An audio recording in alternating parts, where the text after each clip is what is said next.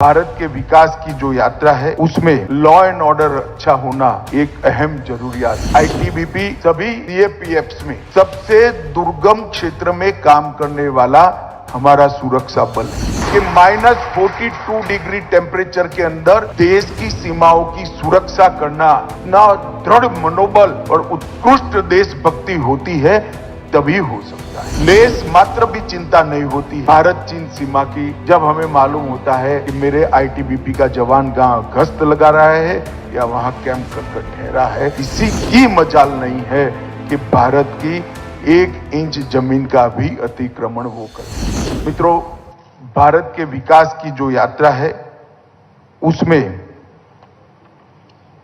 Law and order अच्छा होना एक अहम जरूरियात है और बीपीआरएनडी के तत्वाधान में इसका रिसर्च, इसका अनुसंधान बहुत अच्छे तरीके से हो, ऐसे कुछ बदलाव विगत 3 सालों में हमने किए हैं और अब वो अपने परिणाम भी देने लगे हैं।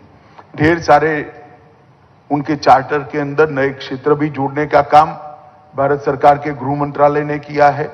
चार्टर के अंदर जो नए क्षेत्र जोड़े हैं इस पर भी एक नया वर्टिकल बनाने का काम भी बीपीआरएनडी ने शुरू किया है। मोडस ऑपरेंडी ब्यूरो भी इनके तत्वाधान में चल रहा है। ढेर सारी चीजों को हमने इसके साथ जोड़ने का काम किया है।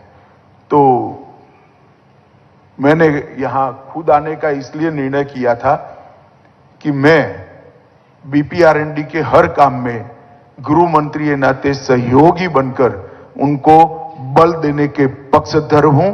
एक ही कारण से आज मैं यहां पर आया हूं। मित्रों, मोदी जी के सरकार बनने के बाद विशेषकर सीमा सुरक्षा का काम करने वाले अपने सभी बलों को उनकी सुविधाएं, उनका स्वास्थ्य, उनके परिवार की सुविधाएं, उनका स्वास्थ्य, उच्चतम टेक्नोलॉजी से उनको लैस करना, उनके निवास की सुविधाओं को ज्यादा से ज्यादा बढ़ाना, हाउसिंग सेटिस्फेक्शन रेशियो का एक लक्ष्य तय कर वो लक्ष्य को हर साल में हमने बांटा है और इसके हिसाब से हम आगे बढ़ रहे हैं। और आज आईटीबीपी के विभिन्न आवासीय भवन का यहां पर उद्घाटन और शिलान्यास हो रहा है। मित्रों, भारतीय जनता पार्टी के सरकार बनने के बाद, मोदी जी के प्रधानमंत्री बनने के बाद, चाहे सीएपीएफ्स के निवास हो या एडमिनिस्ट्रेटिव ब्लॉक्स हो, इसके लिए या सरहद पर तैनात बैरक्स में रहकर काम करने वाले जवान हो, उनकी सुविधा के लिए हमने बहुत कुछ किया है और आगे बहुत कुछ करना भी चाहते हैं। आज यहां पर आईटीबीपी के आवासीय quarter, administrative block, barracks, staff officer mess, ये सारे आयामों में कुछ न कुछ हम नया जोड़ने जा रहे हैं। मैं बहुत डिटेल बताना नहीं चाहता, परंतु मैं इतना जरूर कहना चाहता हूं, आईटीबीपी सभी सीएपीएफ्स में सबसे दुर्गम क्षेत्र में काम करने वाला हमारा सुरक्षा बल है। हम कल्पना ही नहीं कर सकते कि -42 डिग्री टेम्परेचर के अंदर देश की सीमाओं की सुरक्षा करना कितना दृढ़ मनोबल और उत्कृष्ट देशभक्ति होती है तभी हो सकता है।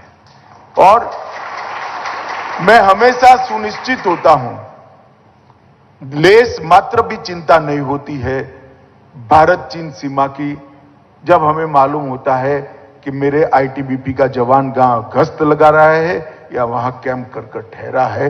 किसी की मजाल नहीं है कि भारत की 1 इंच जमीन का भी अतिक्रमण वो कर पाए। आईटीबीपी ने अपने स्थापना काल से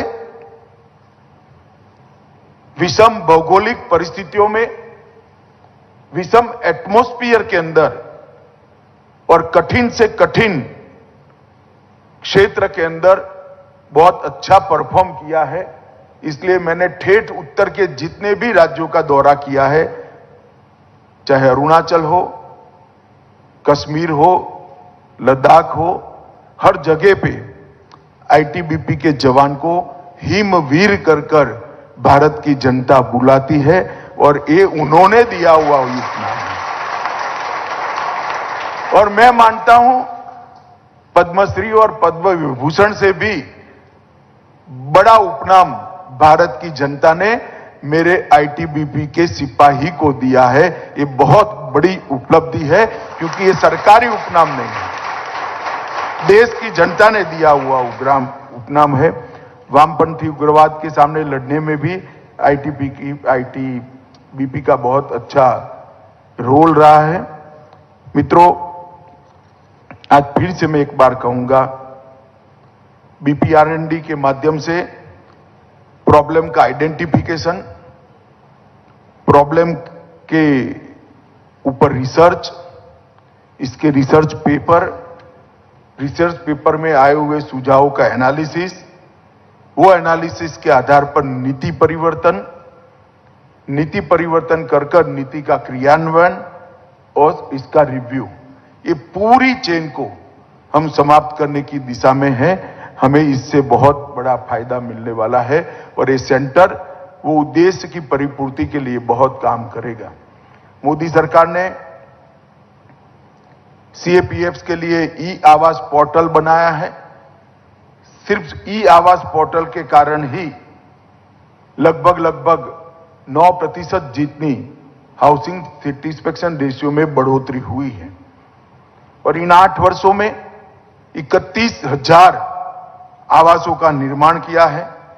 17,000 से ज्यादा आवास निर्माणाधीन है और 15,000 से ज्यादा आवास प्रक्रियागत इस बजट के अंदर हम अप्रूव करेंगे, जिससे मालूम पड़ता है कि हमारा हाउसिंग सेटिस्फेक्शन रेशियो ये सब आवास बनने के बाद 31,000, 17,000 और 15,000 ये समाप्त होने के बाद हाउसिंग सेटिस्फेक्शन रेशियो केंद्रीय सुरक्षा बलों का 60% से ऊपर चला जाएगा।